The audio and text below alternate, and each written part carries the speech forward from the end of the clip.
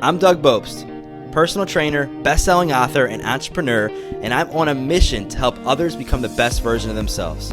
So I'd like to welcome you to the Adversity Advantage podcast, where we will help you use obstacles, failures, and setbacks to give you that edge needed for success. I'll be interviewing people from all walks of life on how they overcame trials and turned them into triumphs.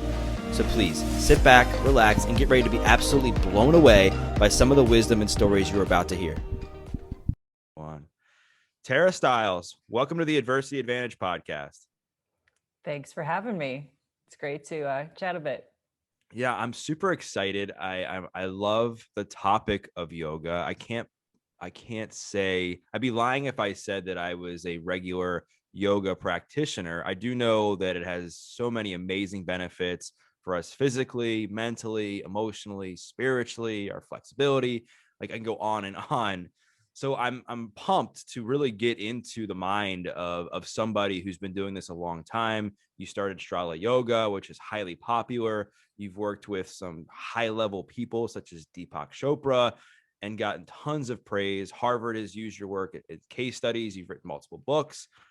But I know, like many of us that get into the fields that we're in, you got into it more for, I think, a personal reason where you saw a problem that was arising in the yoga space, and you felt that you had an obligation, if you will, to create some sort of solution to help bring more people into the yoga community. But first, I want to go back a little bit because I know your roots, a lot of it was in dancing, it was in ballet, it was in modeling. And then I think you hit a point in your dancing career or journey, if you will, where you just knew that long term it wasn't going to work for you and you wanted to pursue yoga. So when was that moment and what inspired you to go all in on yoga? Oh man, I feel like you've been hanging out with my mom. You know everything about me. This is awesome. Oh gosh. Yeah, that happened for sure. But I think, being so young or at least, naive or whatever it was, I didn't realize that was happening. I felt like something almost bad was happening to me when I learned about yoga. And then I had that thought, like you said, oh, my friends don't do this. Why don't my friends do this? Oh, because of the misconceptions or the dogma or whatever. And then I was thinking, well, I had this plan for my life. And now I see that I kind of have to do this other thing. I feel pulled in this way. And there was really no map or, blueprint or, plan to do that. I just started, learning more about yoga and then sharing it literally just super casually with, if we met on the street and we just had this conversation, you're talking about being a trainer and all the things that you're doing, I'd probably say, well, yoga can help you feel better. What about this? What about that? You'd probably show me some training moves and we'd become friends and, start to work out and do yoga together. So I just feel like for myself that interest was so big and kept growing and growing that I would just start to share yoga in this more easygoing, you can do it kind of a way. There isn't this hierarchy. There's a system, just like everything else has a system. But for some reason, yoga has this, precious moment figurine around it. And it can be hard to get in there. But, I just saw, okay, once you're in there, it's universal. We all have this inside. And, it's this awesome system because it can help you with a huge amount of things in your life. And, even now still everybody knows, oh yeah, yoga is good for me. But, I think you're more just like everybody else in the world. There's still just a small percentage of people doing it, even though it's millions and millions, but, it's still such a small percentage of people. Yeah, I think, well, there's a lot that's inspiring to me about your journey and your practice with yoga. And I think one of them is what you just alluded to a moment ago, which was the dogmatic sense of yoga that I think can be perceived by a lot of people because there's a huge spirituality component. There's a huge foundation and an origin story with yoga that I feel like a lot of people, they don't feel aligned if they don't fully understand it. And if they can't like recite a lot of the Sanskrit and a lot of Sanskrit, I think that's right. And a lot of the phrases and, different chants, that they're not doing it right. And I feel like it can be very similar to religion. And you and I were talking before we recorded, and I was saying for the longest time, I I couldn't identify with religion, and I still honestly don't to this day. And I don't shame or judge anybody who does, but I'm sure if I'm feeling this way, a lot of other people have felt a similar way when it comes to spirituality practices, where if you're in a place where there's a priest, pastor, teacher that's perceived to be better than you, or you feel like your power is in their hands, it's going to be really hard to fully feel invited and identify with that and want to pursue it in an authentic way. And I found that in my own spirituality journey, in my own walk with Christianity, where for the longest time, like I said, going to older traditional churches where there was this hierarchy with priests, pastors, I didn't feel connected. But when I started going to this non-denominational church, and the pastor was like, I'm just like you, and started sharing their own stories of adversity and how they became Christians, I aligned with that. Hmm. And I think you're seeing more of that now, where people are starting to flock more so towards non-denominational churches versus the old school traditional church. Um, and I think you probably found this niche at the right time, where you created that in the yoga space, where you're like, hey, listen, I'm not here to tell you what to do as far as what to believe in as far as the roots of yoga, or what to say, or how to do it. I'm just here to help you in the best way I know how to. So what about your solution? What about your practice do you think really separated it from the rest, other than it not being so dogmatic and so kind of cutthroat black and white, where you drew such an engaged following to come to your community of yoga?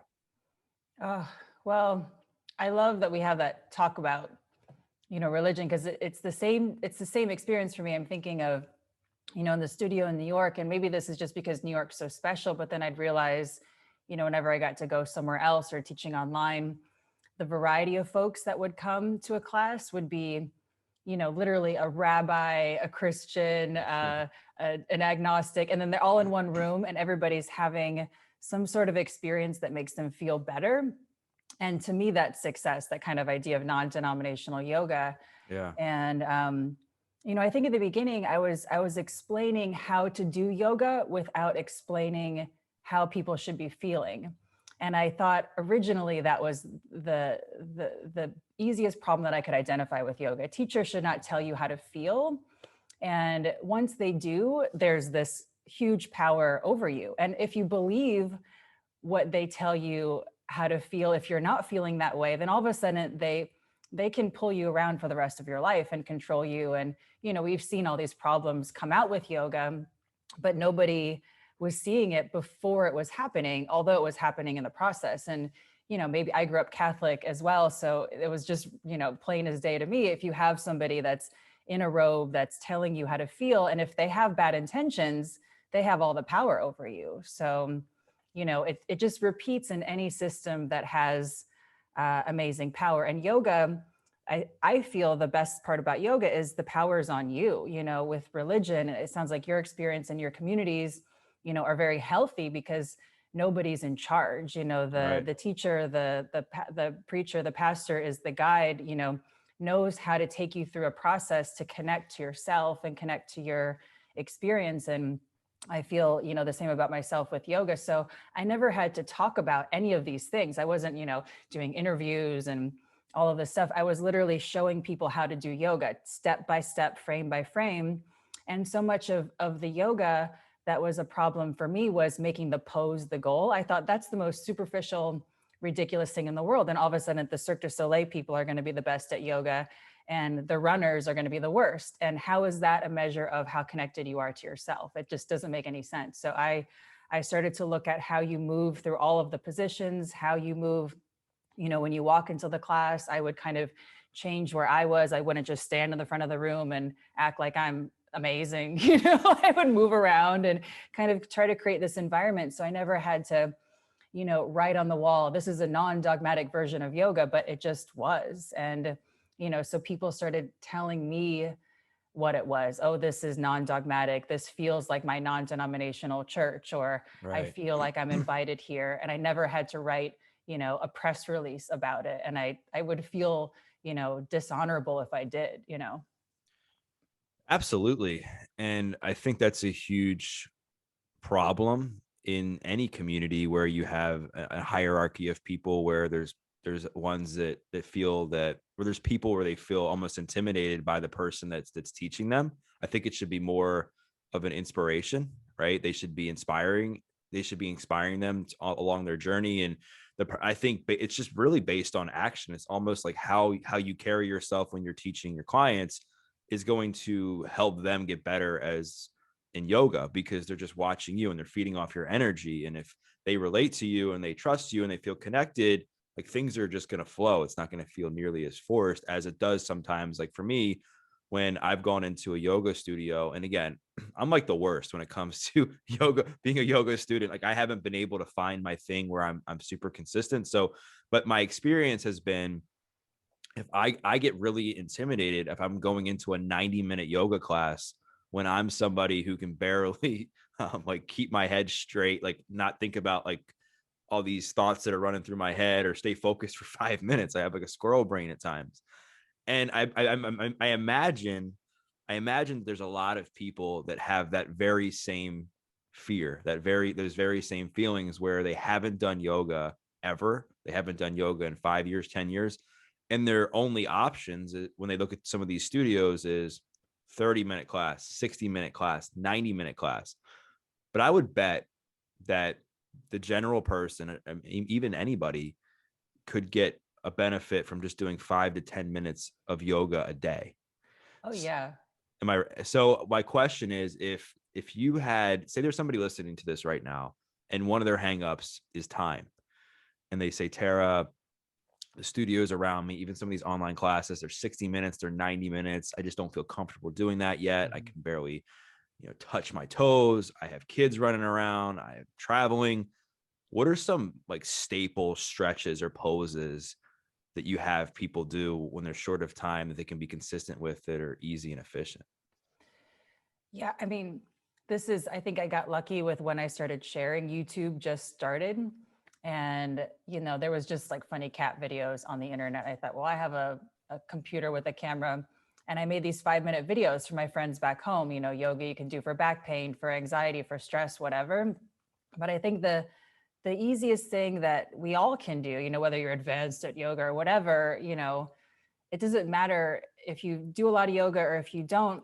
It sort of matters, is it helping you feel better during the day? Just like I've seen your videos with your clients and you're doing the movements with them, you are inspiring them, you're there with them, you're doing it, you're getting down on the ground, getting up. And with yoga, it's the same thing. If you can just get down on the ground with yourself, soften your body enough. With yoga, I think the misconception is, and it happens, we kind of stiffen up when we do yoga because you're trying to do this pose, which is not the goal, So Yeah. I'm hoping we're kind of in the middle of this evolution. But if you can just soften, allow yourself to be a little bit movable and watch your breath move you.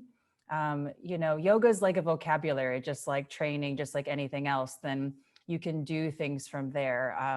Every inhale can take you out and up in any direction. Every exhale can bring you down. So if you, take a big inhale, reach your arms up, exhale, bring your arms back down, and just do that 3 times. You don't need much. You don't need it to be your workout for the day. You don't need it to be, your ab toning or whatever. You start to move your whole body in harmony together.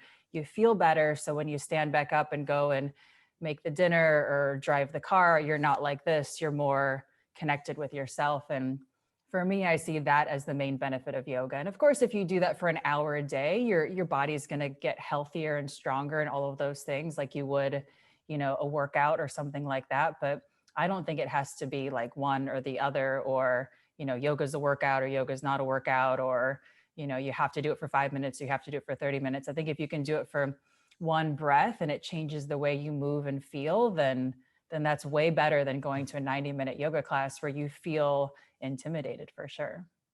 Yeah, it's always better to, with anything, to be consistent than to be a flash in the pan. I mean, it's better to do 5-10 minutes of yoga or stretching every single day than to hit 1 90-minute class a month, or 2 60-minute classes a month.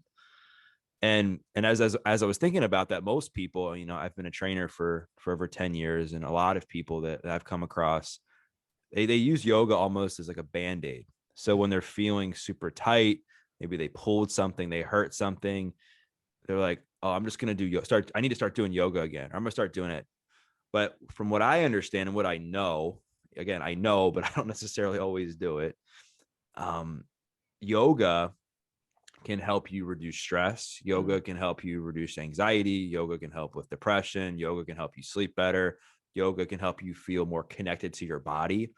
All of these things that, if not taken care of, can lead to massive stiffness, right? You think about a bad night's sleep where you're tossing and turning, you're sleeping on your stomach, you feel stiff. If you're anxious and stressed, if you're depressed, like you feel stressed, you feel tense, right? The issues are in the tissues. Mm. So, what is a good first step? Maybe it's breath work, maybe it's a certain stretch that somebody can take if they're feeling super disconnected from their body. Because we're hearing a lot now about the importance of feeling connected to our body, physically, emotionally, spiritually, and mentally, and the importance of that for things like healing, reducing anxiety, self improvement, and that sort of thing. So, what would be like one good step somebody could take?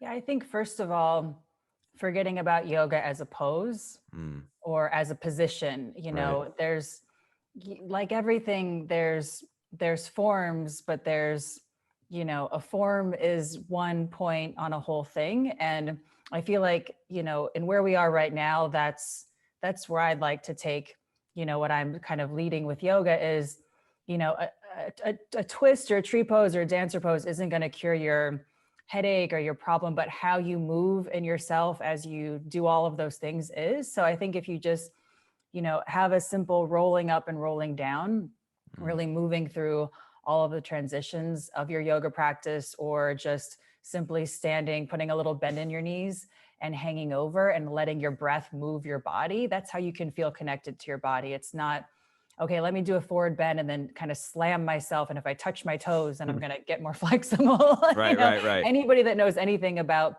the human body will tell you, don't do that, but for some reason with yoga, it's like, no, no, no, if the further I get, the better I'll be. And it just doesn't work that way. So, if you can be movable in yourself, if you can soften, a little bit of a bend in your elbows and your knees and a little kind of softness of your whole self, then your body can move, and I think even with yoga, I like to talk about softness, and then I'll see online, it'll pop up, oh, it's okay to be soft and strong. And I'm thinking, there is no opposition to being movable. You're either, softness is movability. And if you're movable, that's it. You can move. If Right. you're the opposite of movable, you're stiff, you're rigid, you're stuck, you're tense, and things are going to go downhill from there. So, you being a trainer, it's the same thing. You need mobility in order to be able to do anything that will make you strong. So, softness isn't something, I think people are so afraid that it's lazy, or that if they're not stressed in their yoga practice, they're not getting anywhere, or if they're not rigid or stiff, they're not becoming more flexible. And, that's okay. It's sort of what a lot of people have been taught. It's a lot of what of, kind of the messages from just seeing a pose, and you think, okay, I need to do that pose. But if you allow yourself to relax a little bit in it, and know that, the better that you move, the more you'll progress, instead of the more you stress, the more you'll progress. So it's a challenge, but it's just about allowing yourself to soften and allow your breath to move you from there. It seems from what you're saying, the idea of feeling more connected to your body is more of something you do versus something that you just think. And I Yeah. think, you can certainly get connected to your body in forms of meditation and breath work, where you're not necessarily like moving actively, so to speak, but you're still doing something, right? Versus you're not trying to say, okay, like how can I get connected? How can I get connected? What pose do I need to do? What meditation? I think you just got to just do it. Yeah. Because I think what happens is, and why I like your approach is because the you take the narrative of, okay, I'm just going to train people with yoga. Like I'm not going to have to go into some deep explanation on why I'm doing this or where this comes from. I'm just going to, I know what my client wants or needs, or my student, and I'm going to help them in the best way I know how. And I'm just going to just go from there and progress or regress as needed. And I think people now, when they hear they hear things like doing yoga, or they hear Um, well, so I guess I wanted to go back, because one thing I wanted to come back to was that I think a lot of people, they are so stiff right now from just sitting down more during this pandemic, and they're overstressed and they're overworked and their muscles are tense and their hips are immobile. And as a result, they're more stressed, they're more anxious, they're more depressed, they're not sleeping as well, just because, we've heard this, I've said this before, like the issues are in the tissue. So what are some things that people can do from a movement perspective to make sure they're not stiffening up any more than they already are? Mm. Is it getting a standing desk? Is it sleeping on your back? Is it, not looking at your phone 7 hours a day like some of us do? Like, what's the recipe? Oh gosh. I mean, I think so much is allowing yourself to move, allowing your body to move and not find, you there's no one position that's Right. going to change your life.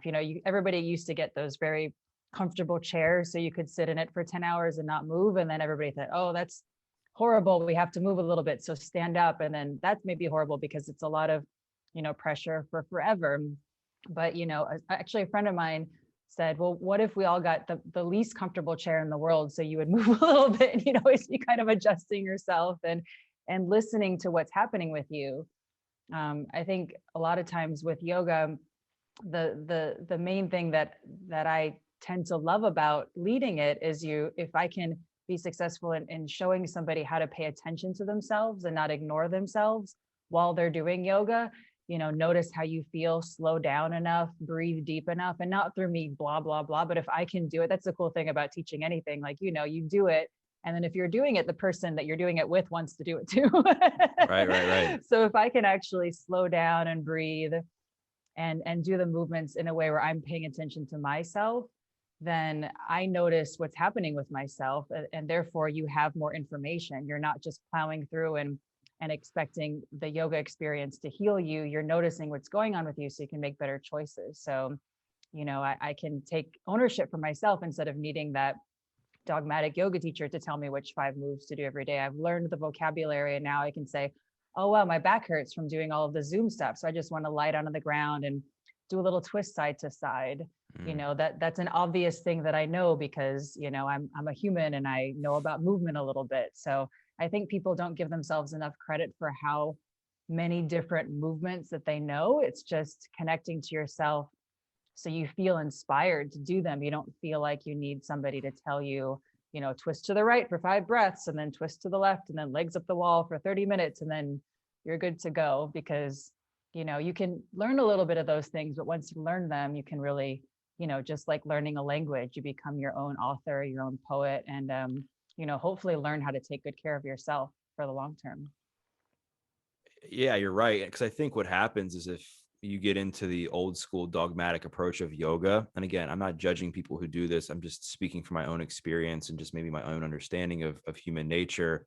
If you're putting your all your reliance into somebody else as far as power, and it's all you trust is what they have to say as far as your mobility, your flexibility, what you're practicing in your yoga routine, then you're gonna sometimes come up clueless when something's off, because you don't have you're not addicted, but your reliance, you relied so much on the teachings of that one person or those two people that you feel lost. But I think with your approach, and the approaches with any sort of wellness that are becoming more popular now, are the ones where people are feeling more empowered, and it's more self-guided, if you will, where you're leading the person along the journey with you, because now Mhm. people can learn to troubleshoot on their own, so that if they build the confidence and trust in themselves to know what they're doing with yoga, that day they wake up with a super stiff back, they're like, oh, I know what to do. I can just, like, one of my favorite stretches is to lay down with my legs up against the wall, right? And maybe do some twists and stretch my hips and stuff like that. Versus, like, I mean, I'm a trainer, so I have a bit of an advantage because I know the body. But if I was just, say, a student and my hamstrings were tight, my back was stiff, and I was somebody who was almost blind to what actually worked because I didn't have any knowledge other than that of the teacher, I'd be spending time Googling. I'd be like comparing videos, like which one's right, which one's not, because I didn't have that self-empowerment to know what was right, not right versus wrong, but what actually worked for my own body. And And I think one of the other things that I kind of wanted to dive into is hot yoga, because that's another trend now that we're seeing where, in fact, I would say most of the classes that I see now are hot yoga classes. Power yoga, 60-minute yoga in a 100-degree heat, and people are flocking to these classes, and they've become super popular. And I know your thoughts are fairly contrarian to what most people think of it. So talk a bit about like your opinion on hot yoga, whether you advise people to do it, and if so, why or why not? I mean, well, I guess it's better than, shooting up heroin or something. If you're going to Yeah. spend an hour doing something, there could be worse things. But we talked about it a bit before. But if you think about, your natural state of being, we want to be in a state of repair. You want to be using the energy you need to use to do the thing that you're doing, nothing more, nothing less, so you can do more. And that's how you train people. You push them based on what they're able to do. You're not creating a situation, making it harder for a reason that won't lead to reward. So if you just take away the hot room and you're doing something in yoga, just say a simple warrior two, and you're doing the movement and you're in the right body position, okay, you can do that. And you could have somebody else do it and then tense up everything that they have, and they're going to trick themselves into thinking that they're working harder. But the person who's just in the position at ease is going to be able to stay all day, and the person stressing themselves out is going to burn out and collapse. So essentially, hot yoga is the burnout and collapse. You're feeling like you're getting this big result because you're exhausted, you're stressed, you have this cortisol spike. It's like being in a car accident, and then you leave away and you feel like you've survived and it's a miracle, but you don't get the reward of getting to the destination. Right. If you do your movement in the easiest possible way, you can do more, and your body is not in this stress state. So we're just in this state of the world right now. I'm not surprised that hot yoga is so popular. No pain, no gain is the slogan of every athletic brand. It's sort of work harder, do all these things, and working harder gets confused with stressing yourself out. And there really isn't too much of a dialogue. There's a huge dialogue around mental health because everybody's so stressed out, but the dialogue isn't, well, how can we work smarter, work more efficiently, use what you need, rest what you don't. It's sort of the idea of environmental conservation. We want to pick up the trash and be better, but are we doing that with ourselves, or are we exhausting ourselves doing the simplest things? Are we making easy things hard, and we can't do hard things easy? So, you can go to a hot yoga class and be relaxed and get through it and maybe survive and maybe not be affected. But, I think that's maybe 1 in a million kind of a personality. Most people are going in and they're feeling like, yeah, which can be very fun. That's a tribal kind of a thing. But, physically, it's not so great for you. Mentally, it's not so great for you. Yeah, and I think a lot of people do it more as like a cleansing. It seems that they're going to sweat out a bunch of stuff, or even weight loss, and they're like, "Oh, I'm going to go move in 100-degree heat." Or I don't know what Bikram is. I think it's like 120 degrees maybe. But I don't think they realize the negative effects it can have, specifically for somebody who isn't flexible. Because I think it's almost like reverse psychology, where there's the notion that you go to hot yoga because you can become more flexible because of the heat. But really what's happening is you're overstretching your muscles, at least in my experience, because yeah, you might be able to get a little bit more of a stretch, but you don't realize what you're doing to the muscles long term, and how when you get out of there, there can actually be more damage caused at times than before you went in there. And again, like you said, it might not happen to everybody, but it does happen, especially for the people that we were talking about earlier in our conversation, where they haven't ever done yoga before. They haven't even exercised in a long time, and they're going into a 100-degree room and sweating for 90 minutes. Yeah, And I then they're mean, not. it's yeah. Go ahead. Sorry, I just forgot we were on your podcast for a moment. So we're just having a conversation. No, we are having a conversation. That's what I like about this stuff. So Yeah, I mean, it's a health nightmare. Any proper health practitioner would say, what the heck are you doing? From an injury prevention point of view, yeah, of course. From a, you know, psychological point of view, a lot of these classes tell you when to drink water and when to not to drink water. That's just a mind control thing. You're simply ignoring your body's cues to basically take care of yourself. So, I find myself in group yoga classes actually, and I feel like a kindergarten teacher sometimes. I see somebody resisting grabbing their glass of water, and I sometimes just come over and say, you can drink water if you want to drink water, and they'll say, I didn't know that I could.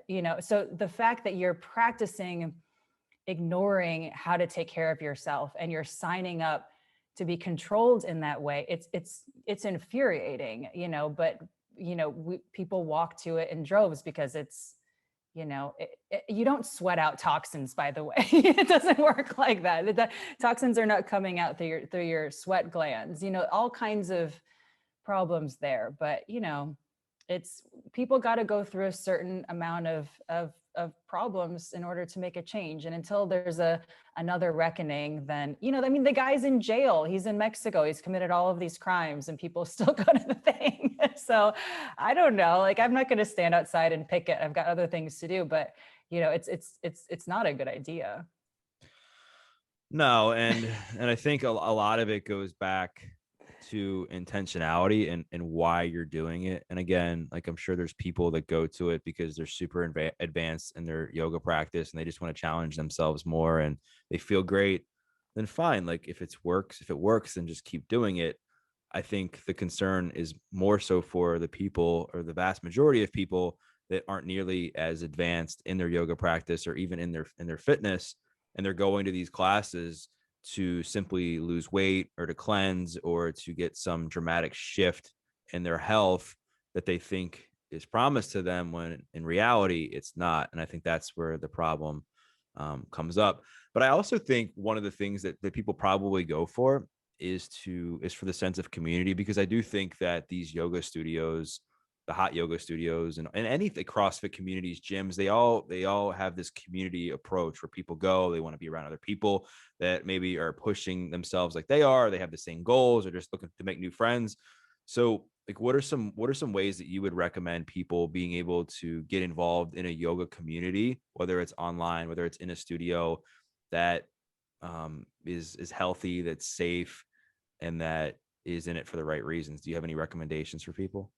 Sure. I mean, I think, you just need to keep your common sense about you, like everything else. For some reason, when it comes to yoga and maybe religion, like we were talking about earlier, we kind of go in and we stop trusting ourselves because this person knows so much more than me. So you could go into an unhealthy yoga community and just turn off your common sense sensors and stop reading, the signs that you're giving yourself. So I think that's why a lot of people get sucked in for years and then they're so surprised when something horrible happens. So I think, it's fine to go somewhere. And if you enjoy it, if you're feeling a good benefit, awesome. If you aren't, keep looking around. There's so much available now. I think that's why it's so cool. And chances are you probably have a friend that loves yoga as well, and maybe you can ask them where they go and what they do and what communities they're a part of. So I think we kind of put the too much emphasis on, well, it's going to be perfect because it's yoga. I mean, when I first started yoga, I assumed that everybody who taught yoga was amazing and the best intentions and the smartest people in the world, until I realized that people are people, and some have great intentions, some aren't. And it's okay to have your common sense. So I think, just like if you go to a restaurant and you love the food and you love the people there, you'd go back. If you got food poisoning and the owner was rude or something happened, you would just, probably not go there again. So I think, a lot of that is in, just upping your common sense immunity a little bit more when you get into these kind of intense communities. Yeah, and trusting your intuition, trusting your gut, I think, because, and I think that's one of the amazing benefits that comes from working on yourself, because you get to know yourself better. And if you can learn to trust yourself, you learn to know, like, what kind of people do I like being around? What kind of things do I like? What do I want to be doing? And then you can start to almost navigate your life in a way that leads you more towards those types of people, those types of places, those types of things. And it seems with your approach, and I know you talked about this in your latest book that came out at the end of 2020, it's like a multifaceted approach. It's not like you wrote your book just about yoga. You talked a lot about nutrition, you talked a lot about fitness, you talked about the breath, you talked about community. So where does yoga and where does yoga fit in? Like, so meaning for me, when people will say, "Hey, Doug, like I want to build a fitness plan, like what should I be doing?" Traditionally, if it's the average person, obviously everybody's different, but if I were to give like a textbook answer, it would just say, "Hey, make sure to get in, resistance training workouts, 2 to 3 times a week at least. Try to get some cardio in, 2, 3 times a week. Maybe go and do a yoga class once a week and stretch daily or something." I'm just making this up off the top of my head. Yeah. And I'm writing it down. no, but Thanks for but the I would plan, Doug. but there's probably also people, and you might even argue and say, well, what if I told you that yoga could be that resistance training? What if I told you that yoga could be the foundation of your fitness plan? So, in your experience and your expertise, for the most part, is that what you see? Do you see your students having yoga as the foundation of their fitness plan, or is it again almost used as an accessory? Well, I love I mean, this is kind of a corny thing, but the flexibility of yoga in that way. So for me, how I like to practice this move easy, everything you've got in every direction you can. It's perfect for athletes. It's perfect if you want your yoga to be your everything. It's not going to get you the aesthetic giant muscles if you're lifting weights, obviously, but if you want to be strong and live your life, it can do that too.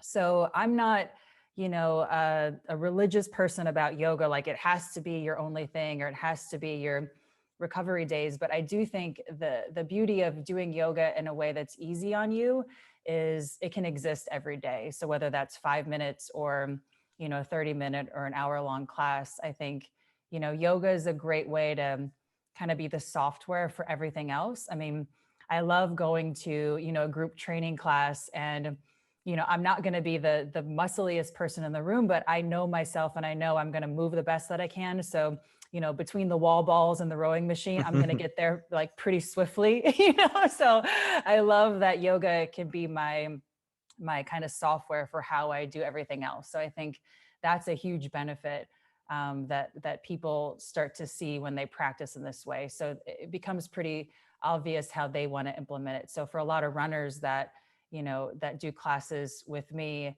they love doing yoga, every day or every other day, or they really don't think about I need to kind of be on this plan because it helps their running and they kind of do it when they need to do it to help their running. So, but a lot of people just do it as their everyday thing. And I would say that that's most of the people that practice with us, but it's also that's, once you start doing something, I think with anything else, you just start doing more and more. And I love when people, actually a long time ago, people would say, "Oh, I don't want to tell you, but I'm also going to this fitness class." And I'm like, "Great, Yeah. go, like, be strong, do that. You're not cheating on yoga.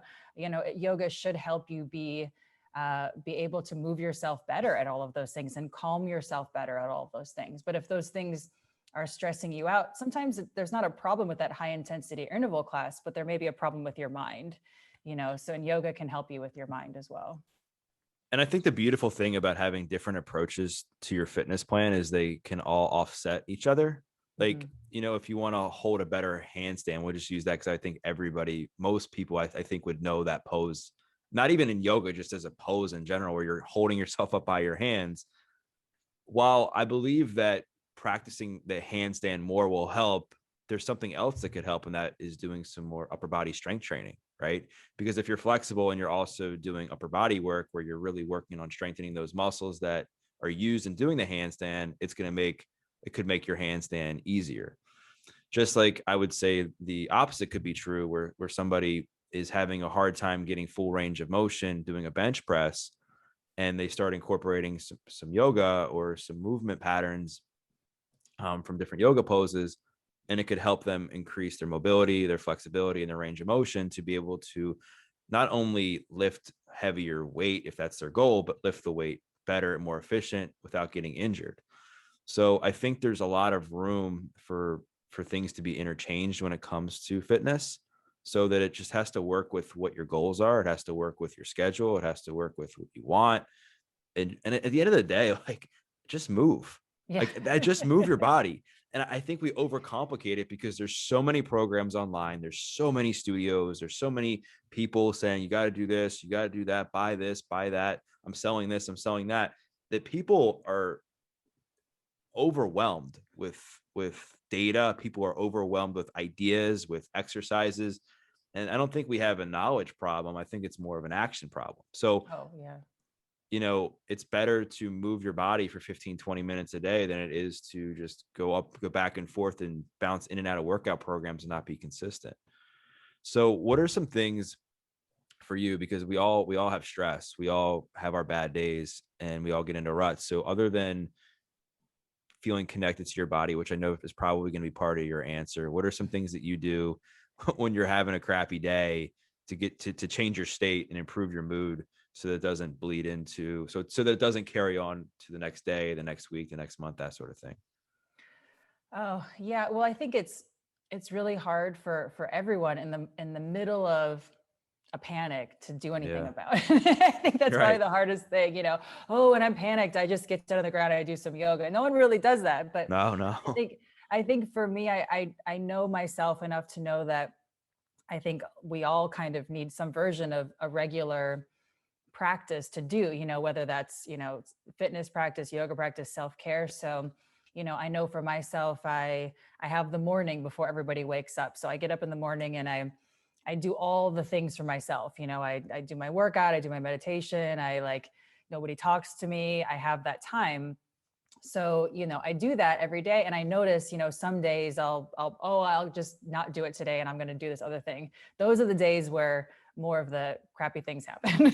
And I don't think it's a coincidence. I think it's just, the stress is happening all the time, but of course it's how you react to it. So if I have my time that I set aside and I do my stuff, I feel better. And I don't think there's much mystery about that. We all can do that, whether it's 5 minutes in the morning or you take a break in the afternoon or whatever. And, of course, in the middle of something horrible, if I remember, okay, I soften, I roll around, but hopefully all of that stuff is already whatever I'm working on, wherever I am in my progress, it's there. So I can relax a little bit more in the middle of that struggle. So I'm not working against myself. And I do see progress in that too, which is quite cool. I can be in the middle of a training somewhere and somebody's late or the door's not opening, and instead of like forcing the door, I can bend my knees a little bit Mm. see if it opens that way, and yeah, work it out a little bit more. So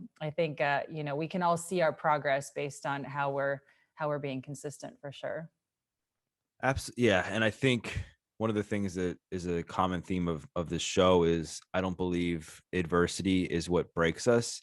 I think it's how we respond to the adversity that ends up breaking you. So if you end up, say you get a bad email that really triggered you, pissed you off, it's not that email, but if you go and drink yourself, if you drink a ton of alcohol or go do a bunch of drugs for like a few weeks straight, and then that ends up messing up your relationship, ends up messing up your job, maybe ends up getting in the way of a health goal or whatever it is. Like that's what breaks you. That's what messes things up, is how you respond. So if you get more into the proactive practice of moving your body, or if of knowing that you have to eat well, or you have to get good sleep, or you have to stay hydrated, or you have to hang around good people, and that you can just learn to adjust when things happen, so that you do get, when you do that, get that email, you're like, oh, I remember that whenever I do yoga or whenever I go outside for a walk, I feel better um, during it, and I feel better afterwards because I didn't make a decision that wasn't aligned with who I want to become. Mm.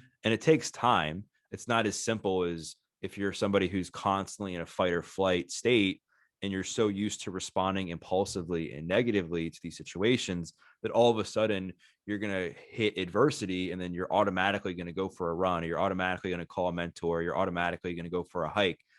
But I think what can happen is if you can catch yourself in that moment and develop some sense of self-awareness and be consistent on the days that there aren't adversity in doing those things, you'll start to remember in your mind that that's something that makes you feel good, so that when you're feeling bad, your body's just going to naturally say, well, what can I do to make it better? because that's all you're doing anyway, whether you're drinking, whether you're doing drugs, whether you're lashing out at somebody, you're trying to feel better in that moment. So if you can wire yourself and get your body used to knowing what actually makes you happy in a healthy way, I think it can give you a chance during the times where you're feeling stressed to go out for that hike, go out for that run. And then once you're consistent with that, it becomes second nature. That becomes your new normal, so that you're just kind of flowing through life. Mm. Yeah, that makes 100% sense for sure. And it's cool. I think that's why community is cool too, because, I just heard that from you and it reminded me of some things, and, hearing everybody's stories and, what they used to do before they started taking good care of themselves and what they do now inspires someone else. And, that sort of swapping of stories and those little ideas of how to feel better without the doing destructive things to feel better, like you said, for sure. Yeah. So one of the things that I've said a couple times is the issues are in the tissues. And I think, at least in my own experience, when I'm feeling stressed or if I'm feeling anxious, I get super tight. I could feel like my shoulders getting tight, my hips, my hip flexors, my neck, and it can become uncomfortable. So in your experience, you've been doing this for quite a while. Have you seen people like be able to heal trauma or heal past like painful experiences through practicing yoga or through practicing movement um, throughout your career as in your industry? Oh yeah, I mean 100%. I mean the incredible thing about that is we were talking about before. It's always they made a change. Yeah. They decided instead of going on with that stiffness that they felt to soften, to roll around, to connect with themselves, and maybe it literally gave their body a chance to heal, and then their body healed, or maybe it gave them an opportunity to make a better decision, and then they changed their life. So I just feel so grateful. So many stories over the years of things that would sound, you know, outrageous to claim that yoga healed them with this trauma and this pain and this disease or this relationship, but it did because they healed themselves in that way. And I think that's also, something I shy away from saying, because it sounds like this claim, like just do yoga and your infertility issues will go away, or just do yoga and your cancer will be cured. And I think that's just, it's not fair, because Right. it's health is so multifactorial. But what it does when you soften, when you notice that rigidity and you soften and you allow yourself to breathe better, is you're giving yourself the best chance possible for Mm. your body, your mind, your whole self to reorganize, and then you think clearer, so you make better decisions. So you're just giving yourself that best chance. So much of when that rigidity, that tension creeps in, we're in our own way, so we're not giving ourselves that best chance. So I think, rather than claiming this can heal your life, this can give you a great chance. And that doesn't sound so flashy, but, I completely shy away from, from making claims on our website or even testimonials, because they're so, I think, mean to somebody reading that. And maybe it's inspiring, but also maybe it's, a little bit, making somebody feel like they're not quite there yet as well. So I think it's great when people share their stories of how they experienced a better connection with themselves and where that led them to, because they're all so unique and they're all so individual and not repeatable, but also the process is definitely repeatable, and good things will happen when you connect with yourself. You don't necessarily know what those good things might be, but they will happen. Yeah, I think any massive shift or transformation in anyone's life requires to have a deep sense of self-awareness, to be able to know what exactly it is that the person's going through, so that they can figure out, like, okay, this is how I'm feeling, this is what I'm going through, this is what I did go through, what can I do to make a shift?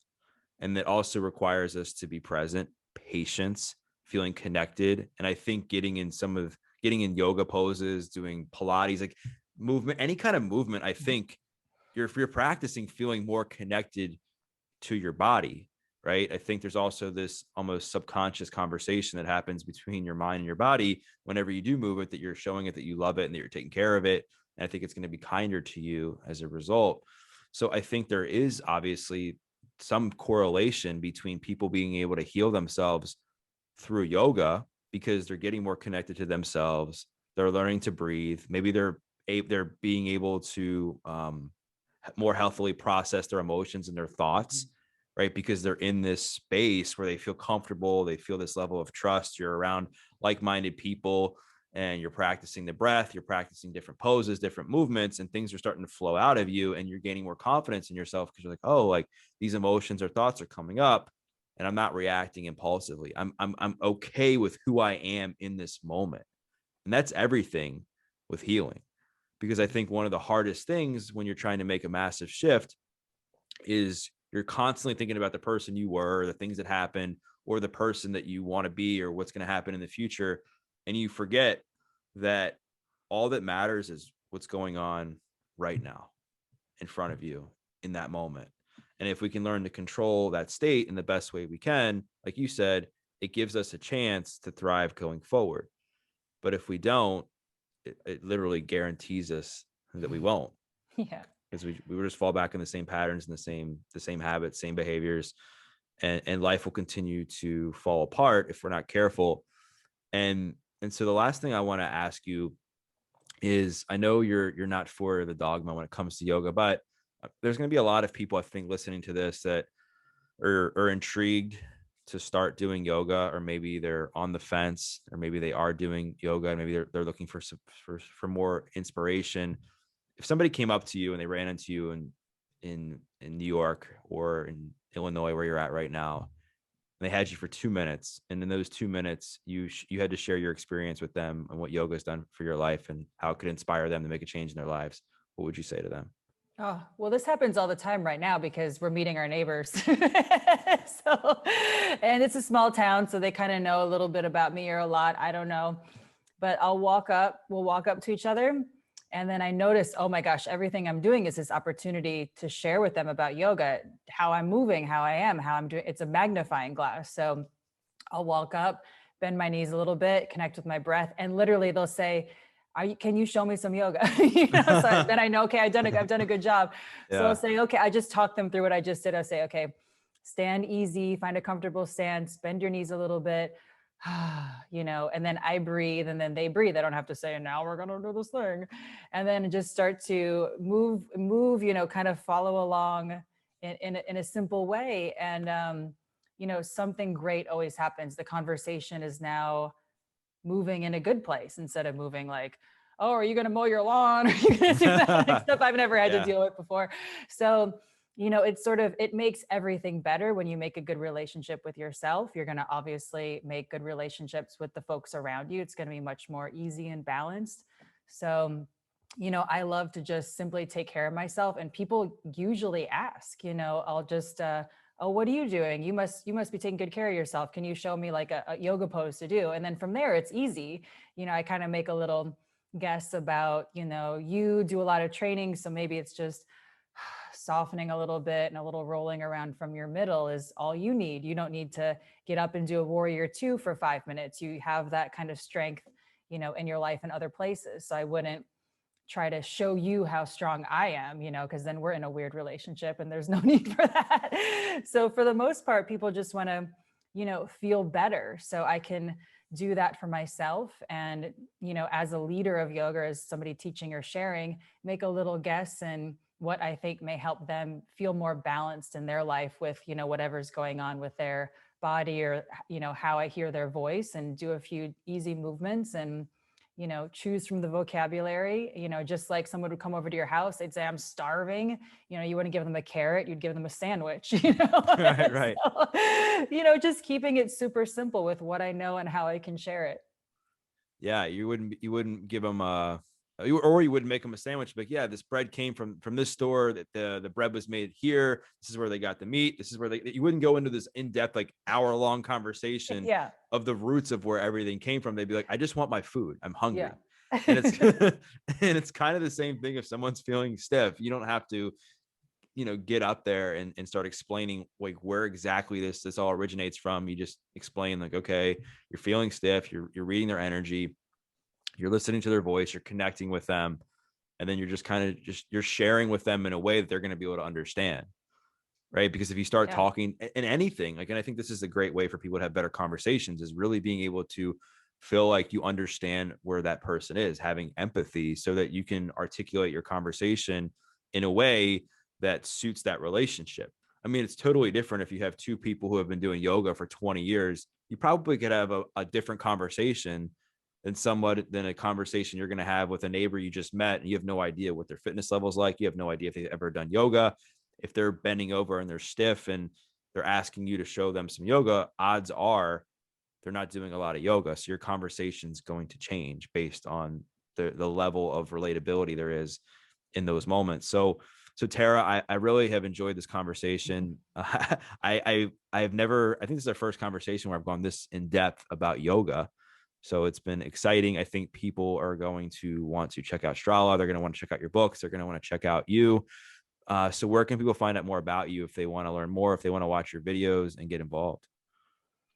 Well, I'm pretty easy to find. I think everybody's easy to find now, but Yeah. you can just check out tarastiles.com or stralayoga.com, and there's a lot there. And we have an app. If you want to join and money's an issue, we try to keep the price really low. Just message us. We have lots of scholarships and happy to help. I just feel that way. If someone wants to be there and they can't be there, just completely let us know. It's that's an easy thing, especially with feeling better. If you feel better, then the person next to you is going to feel better, and then somehow that's going to get back around. So yeah, it's pretty important to take good care of ourselves and each other, I think. 100%. It's all about energy exchange. And I think if it just remember, if you're somebody who's listening to this and you're not feeling good, it's okay. Just know in that moment that it's okay not to feel good, but there's some things that you can do to feel better. And one of which is yoga, one of which is fitness, one of which is getting around a different community of people, spiritual. There's so many things you can do. Just pick what works for you, and just know, I think part of what gets people through hard times is knowing that they're going through it for a reason, and that when they get to the other side, they're going to be able to help out people based on what they've gone through.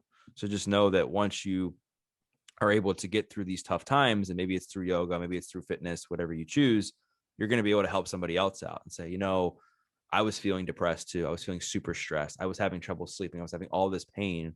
But what I found that when I did X, Y, and Z, I felt so much better, and just give it a try. And then you never know where that leads. And then they could make that person feel better. And they do the same thing and they pass it on. And sure enough, you have this super dark room it's like the old analogy. You have that dark room and you have one candle, and one candle can't light up a huge dark room, but one candle lights another candle, can light another candle. Then sure enough, after lighting 100 candles, you have this super bright room. So with that said, I wanted to thank everybody for listening to this episode of The Adversity Advantage. I'm your host, Doug Bopst. We'll see you next time.